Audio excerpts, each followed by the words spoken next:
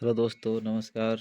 आपका अपने चैनल ज्ञान जी के जीएस में आप सभी का स्वागत है। तो आज मैं बात करने वाला हूँ इतिहास से रिलेटेड टॉपिक के बारे में, जो हर एक एग्जाम में पूछे जाते हैं, सब ज़्यादा से ज़्यादा। चले चलते हैं प्रश्न की ओर। तो आपका पहला प्रश्न रहा स्क्रीन पर। संगम काल के दौरान पांड्य साम्राज्य का कौन सा शहर बंदरगाह शहर के रूप में जाना जाता था?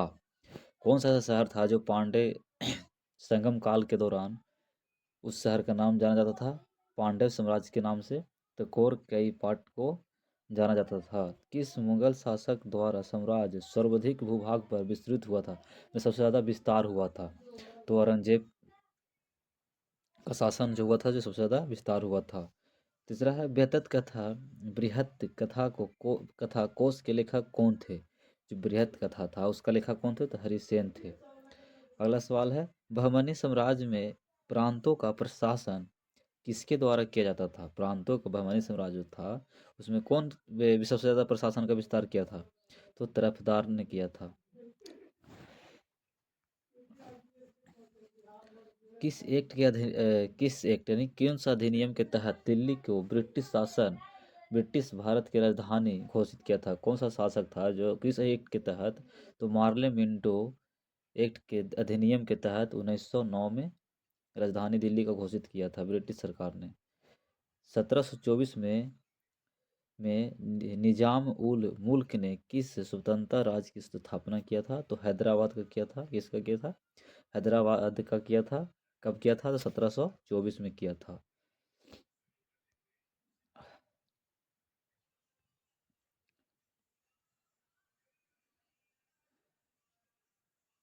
प्राचीन भारत के इतिहास में शासकों के नाम व चित्र युक्त प्रथम की सिक्के किसके द्वारा जारी किए गए हैं? तो दोस्तों, ये प्राचीन भारत के इतिहास में शासकों के चित्र युक्त प्रथम सिक्के जिसके द्वारा जारी किया गया था वो था हिंदू यूनानी के द्वारा चलाया गया था सबसे पहले सिक्का चित्र युक्त की तरफ। प्राचीन प्राचीन भारतीय शिलालेख के अंतर्गत पश्चिमोत्तर के शिलालेखों में प्रयुक्त खरोष्टी लिपि जो होता है, जो किसके सहायता से सहायता से पढ़ा गया था? जो खरोष्टी लिपि में लिखा हुआ था प्राचीन शिलालेखों पर, वो किस पश्चिमोत्तर में? तो जो शिलालेख था उस शिलालेख पर खरोष्टी लिपि में लिखा था, तो उसके किसके सहायता से पढ़ा गया था? तो उसी क्षेत्र के में शामिल लोगों के द्वारा पढ़ा गया था। जो उस क्षेत्र में शामिल थे हिंदू यूनानी राजाओं के सिक्के की सहायता से क्या किया गया था? उसे पढ़ लिया गया था। प्राचीन भारत में लंबाई की माप के संदर्भ में किस इकाई यूनिट का प्रयोग किया जाता था? तो अंगुल का किया जाता था। प्राचीन युग में अंगुल का माप जो होता था, अंगुली से नापा जाता था, उसी का अंगुल नाम दिया गया। भारत में प्राचीनतम शिलालेख अधिकतर किस लिपि में लिखे गए हैं? यानी भारत में जो प्राचीनतम शिलालेख मिले हैं, जितने शिलालेख मिले हैं, उसमें किस लिपि में लिखे गए हैं? तो ब्राही और खरोष्टी लिपि में लिखे गए हैं हर एक शिलालेख पर। दक्कन यानी दक्षिण, जो ढक्कन जो है दक्षिण में पड़ता है, जो कि जोरबो संस्कृति से वर्तमान किस राज्य के एक बड़े भूभाग पर विस्तृत हुए थे? तो दोस्तों बता दें कि महाराष्ट्र में हुए थे। भारत के उपमहाद्वीप में ज्ञात लेखक की सबसे प्रारंभिक शैली का क्या नाम है? सिंधु लिपि नाम है उसका। क्या नाम है? सिंधु लिपि। बदामी यानी बतापी, जिसको बतापी भी बोलते हैं, बदामी को चालुक्य मूल के रूप में किस शासक के अधीन थे? तो कदब के रूप में शक्ति के अधीन थे। अब अगला सवाल है हड़प्पा सभ्यता में सावधान अनुष्ठान के संदर्भ में हड़प्पवासियों मृतकों के साथ क्या नहीं क्या दफनाते थे? जो मृतक थे वहाँ, जो हड़प्पा सभ्यता के लोग, उसके साथ क्या नहीं दफनाते थे? दर्पण को नहीं दफनाते थे। यानी उसके साथ में दर्पण को कभी दफनाया नहीं जाता था हड़प्पा सभ्यता में। हड़प्पा के लोगों को मृत्यु होने के बाद। बात करते हैं प्राचीन जैन व बौद्ध ग्रंथ के अनुसार कितने महाजनपद थे? दोस्तों बता दें कि 16 महाजनपद तो टोटल थे प्राचीन जैन और बौद्ध ग्रंथों के अनुसार। भारत में लगभग 6ठी शताब्दी ईसा पूर्व से से शहरी केंद्र का उद्घाटन हुआ था। ये सभी केंद्र कहाँ स्थित है? तो प्रमुख नगर आवागमन मार्गों पर था। प्रमुख जो सबसे शहर का सबसे मेन रास्ता होता है वही मार्ग पर था। बात करते हैं मेगाओं की गुफाएं, जिन्होंने हजारों बौद्धों की गुफाएं भी कहा जाता था, किस देश में स्थित है? तो दोस्तों बता दें कि चीन में स्थित है। बौद्ध धर्म के संस्थापक गौतम बुद्ध का जन्म कब हुआ था? तो 563 ईसा पूर्व में हुआ था, जो नेपाल के तराई में लुम्बिनी एक जगह है वहाँ हुआ था। बौद्ध धर्म का संस्थापक और बौद्ध गौतम बुद्ध का जन्म। गौतम बुद्ध के पिता किस गण से संबंधित थे, यानी किस जाति से संबंधित थे? तो शाक के गण से संबंधित थे। किससे संबंधित थे? तो शाक के गण से।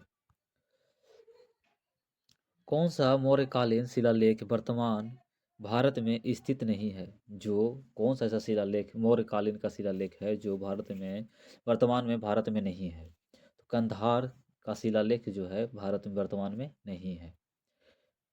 प्रभावती गुप्त है प्रभावती गुप्त गुप्त साम्राज्य में किस शासक की पुत्री थी? जो प्रभावती गुप्त थी, जो गुप्त साम्राज्य के किस शासक की पुत्री थी? तो चंद्रगुप्त की पुत्री थी।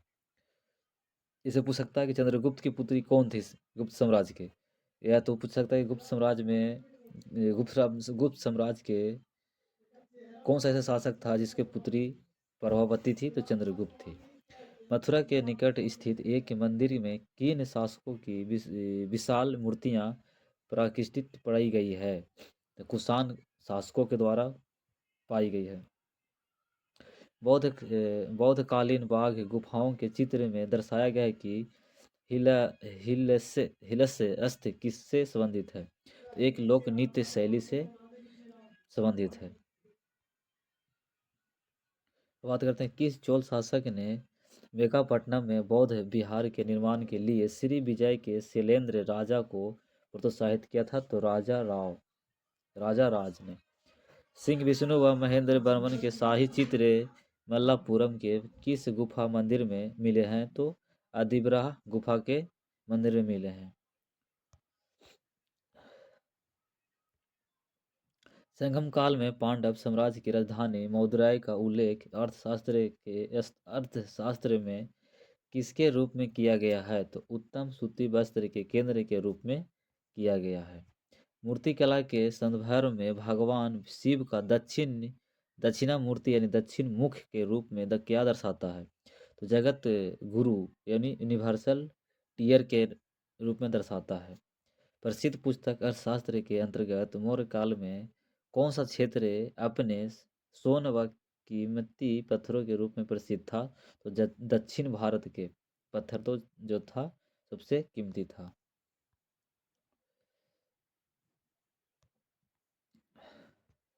गुप्त काल के में कोटि वर्ष के अधिष्ठान अधिकारण का संदर्भ कौन था? तो सार्थवाह प्रथम काश्यप व प्रथम कुलिक। काकतीय साम्राज्य की शासिका रुद्रमा देवी को किस अन्य नाम से भी जाना जाता था? तो राय गज केसरी के नाम से जाना जाता था। कौन सा? राजगज केसरी के रुद्रमा देवी के नाम से जाना जाता था। मेवाड़ के शासक ने गुजरात पर अपनी विजय के मरणोपरांत में किस स्तंभ का निर्माण करवाया था? तो कीर्तिक स्तंभ का, ने जो चित्तौड़गढ़ में पड़ता है, जो विजय मेवाड़ के शासक थे, जो चित्तौड़ के रहने वाले थे, उसको मरणोपरांत का स्तंभ निर्माण करवाया था कीर्तिक, जिसका नाम था कीर्तिक स्तंभ, चित्तौड़गढ़ में पाया जाता है। मेवाड़ के शासक के राणा कुंभा ने किस लेखक की प्रसिद्ध पुस्तक पर भाष्य लिखा था? जयदेव की पुस्तक गोविंद पर लिखा गया था राणा कुंभा के द्वारा। मोरक्का के प्रसिद्ध यात्री इब्न तूता किसके शासनकाल में भारत आया था? मोहम्मद बिन तुगलक के शासनकाल में इब्न तूता भारत आए थे, जो प्रसिद्ध यात्री थे। इब्न तूता द्वारा वर्णित भारत के किस डाक व्यवस्था के अंतर्गत अश्वरोही डाकिया को क्या कहा जाता है?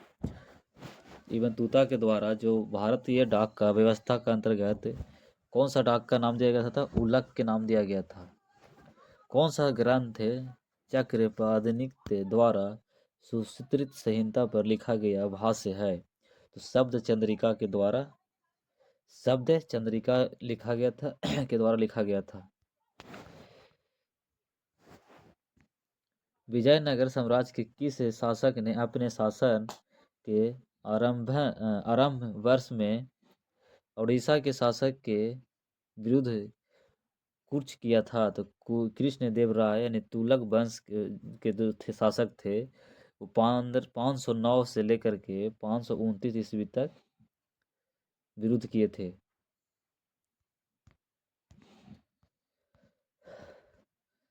विजयनगर साम्राज्य के शासक कृष्णदेव राय द्वारा सुल्तान मुहम्मद शाह को पुनः सत्ता में स्थापित कर कौन सी उपाधि धारण किया गया था?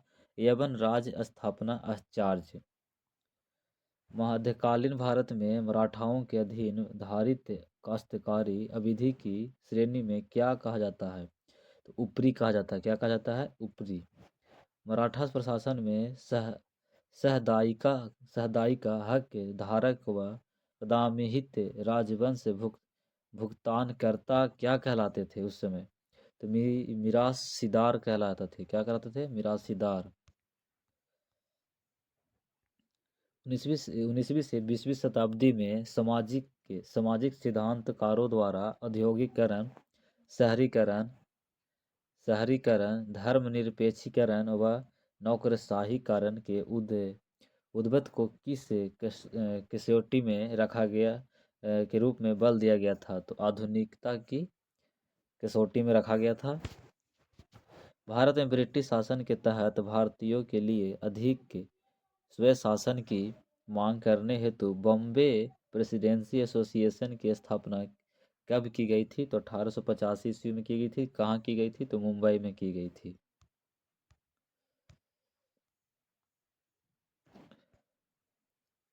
भटियाली लोक संगीत के लिए जो अधिकतर मछुआरों द्वारा गाया जाता है, किस राज्य से संबंधित है? तो उड़ीसा राज्य से संबंधित है। केशवा किस स्थान कृत खम्बू राय समुदाय द्वारा बनाया जाने वाला एक धार्मिक त्योहार है? तो सिक्किम है। वर्ष 1925 में भारत में महिलाओं की राष्ट्रीय काउंसिल की स्थापना किसके द्वारा किया गया था? तो लेडी मेहरबाई टाटा द्वारा। लेडी मेहरबाई टाटा के द्वारा किया गया था 1925 में भारत में महिलाओं की राष्ट्रीय काउंसिल की स्थापना। वर्ष 1910 में भारत महिलाओं की शिक्षा को बढ़ावा देने वाले उद्देश्य के भारत स्त्री महामंडल की स्थापना किसके द्वारा की गई थी? तो सरला देवी चौधरानी के द्वारा। कहाँ किया गया था? तो प्रयागराज में।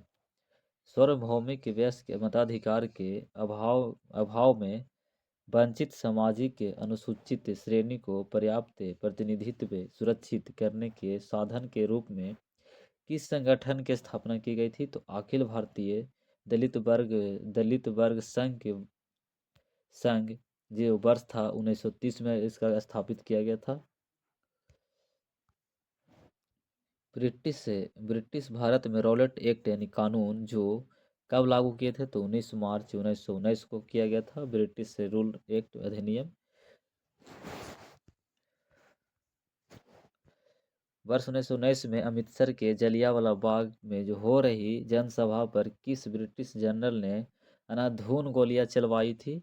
तो ब्रिगेडियर जनरल रेजिनाल्ड डायर के द्वारा चलवाया गया था। नवंबर 1919 में को दिल्ली में हिंदू व मुसलमानों की एक संयुक्त कॉन्फ्रेंस हुई जो अखिल भारतीय खिलाफ सम्मेलन के नाम से जाना जाता था। इस सम्मेलन की अध्यक्षता किसके द्वारा किया गया था? तो इसकी अध्यक्षता किया गया था महात्मा गांधी के द्वारा। रॉलेट एक्ट, जलियांवाला बाग हत्याकांड व खिलाफत आंदोलन के उत्तर में गांधी जी ने वर्ष 1920 में कौन सा आंदोलन प्रारंभ किया था? तो असहयोग आंदोलन प्रारंभ किया था। कब किया था? तो 1 अगस्त 1920 में किया गया था। किस घटना के कारण गांधी जी ने वर्ष 1922 में असहयोग आंदोलन के स्थगित कर दिया गया था। तो गोरखपुर में चोरी चोरा की घटना के कारण से।